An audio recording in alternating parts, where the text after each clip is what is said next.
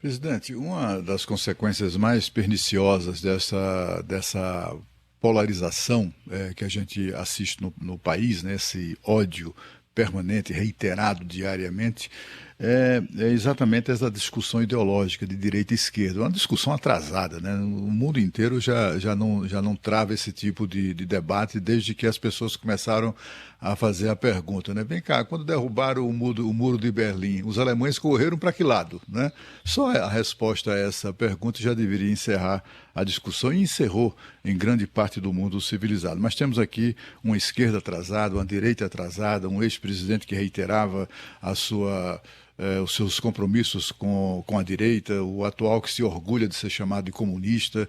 Inclusive, e é exatamente sobre isso que eu gostaria de falar, entre outras coisas, nessa pergunta que o senhor abordasse, é essa afirmação do atual presidente da República, no sentido de que não apenas se orgulha de ser chamado de comunista, mas isso qualquer um, todos têm o direito enfim, expressar as suas convicções. Mas ele fez uma declaração muito preocupante, que ele não a fez durante a campanha, no sentido de que do enfrentamento aos conceitos de patriotismo, de família e etc. E eu sei que são temas muito caros à sua história. E eu gostaria de saber nisso tudo, nessa confusão toda, e ainda mais com a pesquisa que o Datafolha divulgou neste fim de semana, indicando que 52% dos brasileiros temem que o Brasil, em razão disso tudo, se transforme num país comunista. Eu queria saber exatamente do senhor, com sua história, como eu disse, com seus valores expressados e defendidos durante toda a vida, como é que o senhor se sente em meio a tudo isso? E, aliás, se o Cláudio Berto me permite, complementando a pergunta, presidente, o senhor também acha que a democracia é relativa e os problemas da Venezuela são só uma questão de narrativa? Olha, primeiro eu queria dizer que o presidente Lula salvou a democracia brasileira. Eu não tenho dúvida de que a democracia corria risco, e risco é sério, basta ver aí o 8 de janeiro. A outra, em relação à Venezuela, o que o presidente Lula tem colocado é que nós não devemos entrar em problemas internos de outros países, devemos respeitar a autonomia e a vida de cada país. A Venezuela é um grande país da América Latina e nós temos que ter relações comerciais, até para cobrar o que eles nos devem. Então é importante ter, assim, eu vejo lá Roraima, o quanto ela depende, né? As economias ali têm uma interdependência e uma proximidade grande. Em relação à polarização política, esse é um fenômeno mundial. Se pegar nos Estados Unidos, existe isso, na Europa existe isso, esse é um fenômeno que ocorre. O que nós devemos, e eu concordo com o Cláudio Humberto, de que esse conceito de direita e esquerda está meio superado. Olha os paradoxos. O presidente anterior, o Paulo Guedes, que é de Chicago, né, é de uma escola, teoricamente, de direita. Ele conseguiu fazer em 2020 10% de déficit público primário. Você não paga dívida e gasta 10% a mais do que arrecadou sem pagar dívida. É um fenômeno, nunca houve na história. Você vai dizer, bom, isso é coisa de extrema esquerda. Você vai dizer, mas isso é por causa da pandemia. Ora, a pandemia teve no mundo inteiro. O México teve pandemia e um governo mais à esquerda fez superávit de 0,1%. Esse conceito de direita e esquerda hoje está mais para a questão da Marinha. Eu diria que o que é importante hoje e o comunismo, isso aí não existe mais nem na China. Então não tem nenhum risco do Brasil ser comunista, de ter comunismo. Isso é história da carochinha. O que nós precisamos, e acho que esse é o desafio, é de um lado ter uma política que alguns dizem que é de direita, que é eficiência econômica, redução de custo do Brasil, reformas, atrair investimento, gerar emprego, necessário em qualquer governo.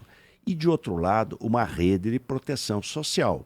Não há dúvida que a tecnologia tornou o trabalho humano menos relevante frente ao capital. Então, a concentração de renda é um fenômeno mundial. Quer dizer, quem tem capital vai lá para cima, o rico fica milionário, milionário, bilionário. e você vai ter empregos com menor salário, com mais dificuldade. Então o mundo se preocupa com rede de proteção social. É o que nós estamos trabalhando, que o presidente Lula está fazendo. De um lado, reformas estruturantes que precisam sair do papel, não são fáceis, mas precisam sair do papel, e de outro lado uma rede de proteção social. 70% dos aposentados e pensionistas do Brasil ganham um salário mínimo. Você imagine uma pessoa idosa, mulher ou marido idoso, às vezes sem casa própria, ter que viver com R$ 1.320. Quer dizer, é em cima deles que nós vamos fazer ajuste fiscal? Não. Então, eu não vejo como incompatível. Eu acho que há uma sinergia. Nós temos que ter uma agenda de eficiência econômica, de reformas estruturantes e redução de custo Brasil. Concordo com o que foi dito. A redução de imposto não vai resolver a indústria automobilística. Agora, enquanto não resolve, vamos salvar o emprego. O que vai salvar é acordo internacional, é reforma tributária, é redução de custo Brasil, é produtividade melhor, um conjunto de fatores, juros mais baixos, tudo câmbio competitivo, né? Um conjunto de medidas. Agora, se me Presidente, permite, eu queria Sônia, continuar um pouquinho nesse para assunto. complementar essa pergunta aqui, tem a ver ainda com a questão ideológica, que é a questão da democracia, né? Que é um ponto que o senhor não tocou. O presidente Lula disse que a democracia é relativa. Aliás, uma frase já usada pelo ex-presidente Emílio Garrastazu Médici, né? Com um Congresso fechado. O senhor concorda que a democracia é relativa? O senhor não acha que o presidente ainda tem uma sensação de revanchismo, um desejo de revanchismo muito forte em alguns momentos? Sabino, nós precisamos ter sempre um certo cuidado de pegar frases, né? Pegar frases assim que acabam até soltas. Eu acho que a história de vida do presidente Lula mostra o seu compromisso com a democracia. Aliás, se não fosse a democracia, um metalúrgico, uma pessoa de berço humilde, de Pernambuco, que veio para cá com uma mãe viúva em dificuldade, não seria presidente da República. Ele é fruto da democracia, tem compromisso com a democracia. O que nós precisamos é aperfeiçoar a democracia. E aqui eu quero colocar aqui uma reforma importante, que é a reforma política. Porque nós temos sigla de mais e partido de menos. Claro que isso dificulta a governabilidade. Dificultou a governabilidade do governo anterior, dificulta do atual e vai dificultar do futuro.